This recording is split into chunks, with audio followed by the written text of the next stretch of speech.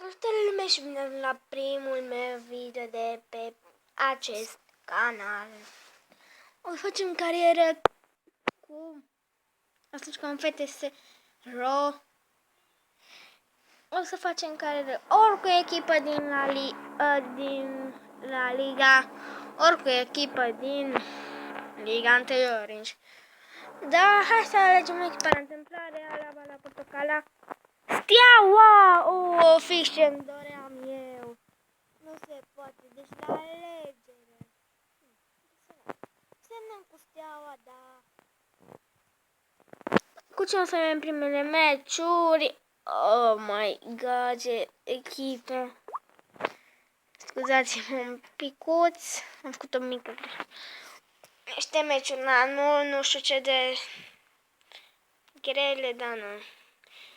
O băgăm pe Florin Tănase în loc la Iacoliș, William de Amorin în loc la Popescu și Enache. Pe Enache nu-l bag pentru că a făcut o greșeală imensă în meci cu Osman Sport și mi-e greu să-l bag și aici să mai fac încă o greșeală și în joc. Capitanul va fi Pintili. Penalti va bate Tănase. Free kick-urile le va bate Boldrin. Cornerele le bate Adi Popa. Că da, e mic și Stenciu, eu ești de acolo. Al care da. Hai să facem niște prime antrenamente. Hacking. Hai să ne uităm la ce jucător ar trebui să antrenăm. Tu cam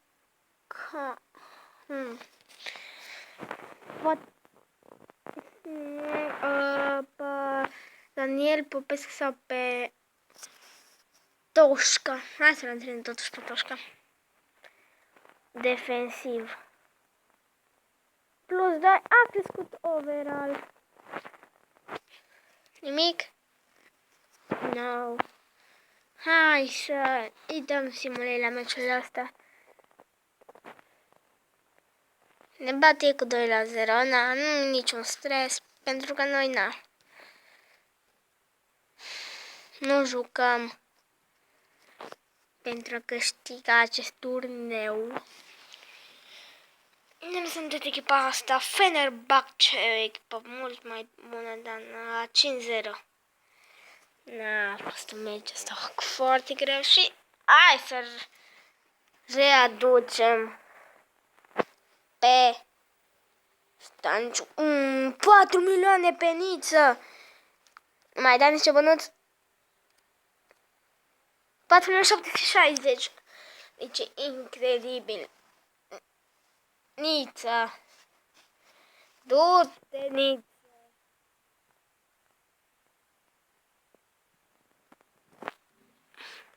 Avem noi pe Stanciu acolo.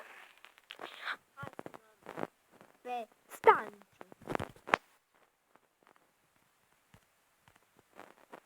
Ne trebuie ori Stancu, ori Stanciu. Da, Stanciu e mai bun. Mai mult overe. 1 milioane.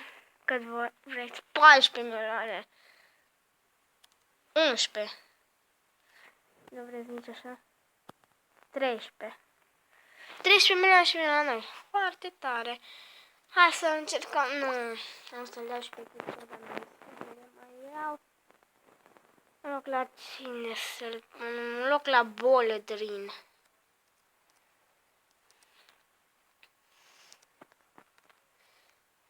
Să-l ia și pe Chipciu, un loc la Tănase. Hai. Chipciu. 1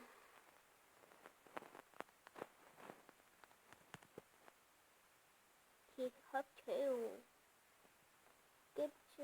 nu cred că e un jucător de bază.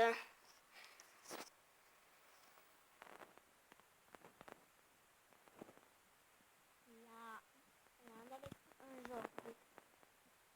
Așa, chipul.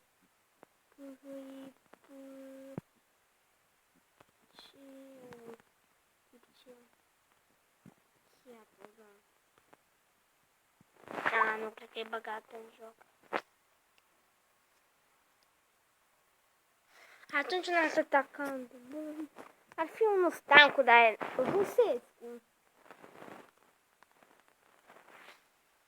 Rusescu, na. De la Osmanul în spor.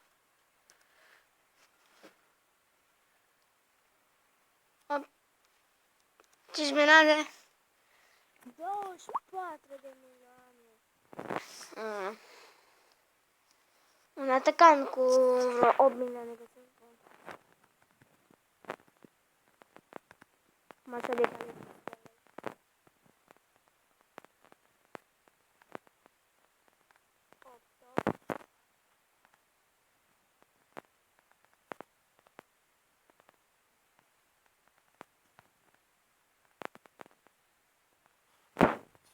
Uite. Da, deci dacă ne vine ăsta, atacantul ăla sau atacantul ăsta o să fie, n-am zis că o să fie neoprit, dar o să fie ăla l-am mai avut pe o carieră cu 15 și un atacant foarte bun.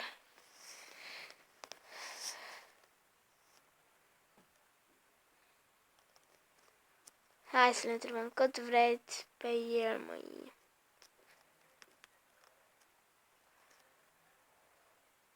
Nu avem bani, păcat. Meci, Botoșaniul. Hai să dăm drumul. Prima echipă, primul meci. Nu cred că o să fie un meci greu deloc. Ai, nu se poate. Ce? În ultima secundă. Tănase are niște șuturi de distanță foarte bune. Am mai jucat când am jucat un meci cu el. Am dat Steaua versus Concordia și am bătut cu 11-0. A dat 10 goluri, a dat Tănase, niște goluri incredibile. Aproape unul din 11 metri și restul din afara careului, da, niște goluri din afara careului. În vincul le-a băgat. Să dea seama. Hai, Tănase. Tănase, du-te, mă. Tănase. Hai.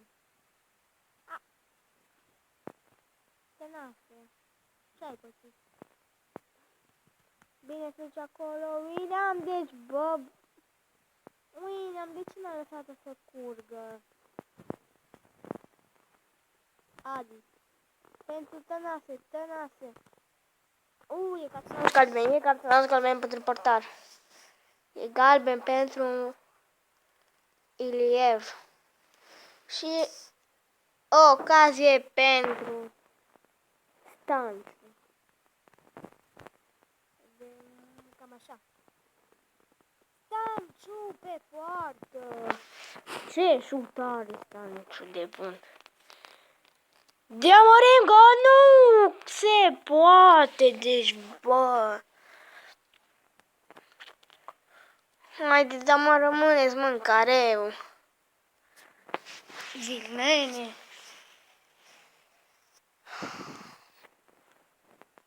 Urmezi din campionat, nu cred că o să fie prea strălucit. Și, Stanciu, n-ai voie să ratezi de acolo, Stanciule. Te-am adus pe 13 milioane deja, ba hai am un gol! Am run!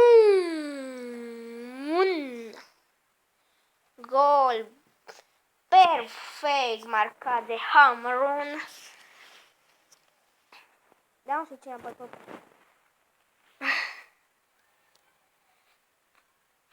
Oh my god. Stai să mă uit. Popa sau Tamaș. Că nu prea știu engleză. Și haide. Hai, du-te tot. Mă mai lasă, faci, domn arbitru. Haide, Stanciule.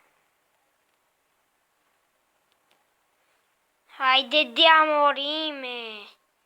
La urcă, măi. Băiatule. Ce pas pe Tănase, Tănase ajunge la balon. Tănase! Am văzut-o în poartă, deci am văzut-o în poartă. Pe aia. Am văzut că a trecut pe lângă vinclu. Diamorim Tănase. Ai, как n-am făcut să știu cu Tănase. Haide, mă, taci, mai tăsta în offside. Hamrun! Ce intervenție are Iliev. Teama și la centrala. Hamrun de-a marcat.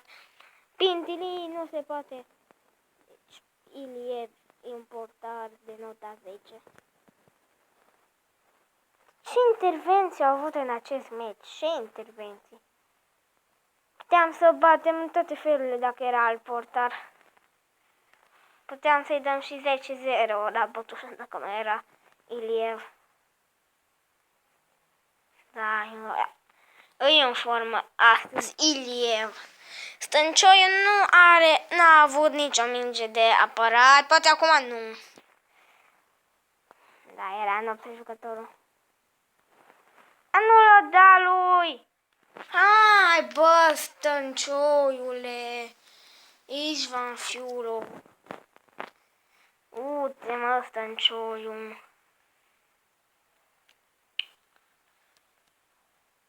Hai, băi.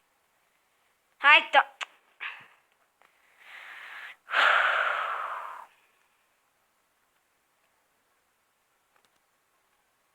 Da, știi ceva?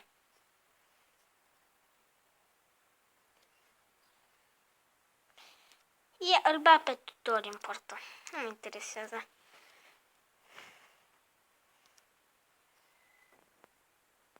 Stanciu.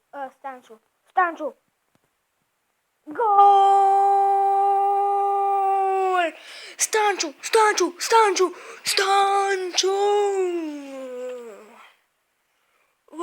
Gol marcat de Nicușor Stanciu.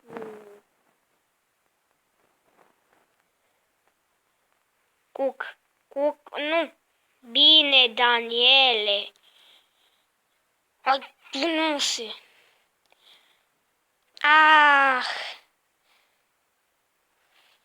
Pressing. Și se termină 2-1. Ei, cam atât a fost cu acest video din seria mea cu Steaua. Chiar dacă se numește FCSB, eu zic în continuare Steaua. Pentru că pentru mine e Steaua. Cam atât și cu acest episod, cu acest video. Numele meu este Ionuț. Epic Duel, pardon, 2816. Ei, cam atât și cu acest episod. Hai, pa, pa.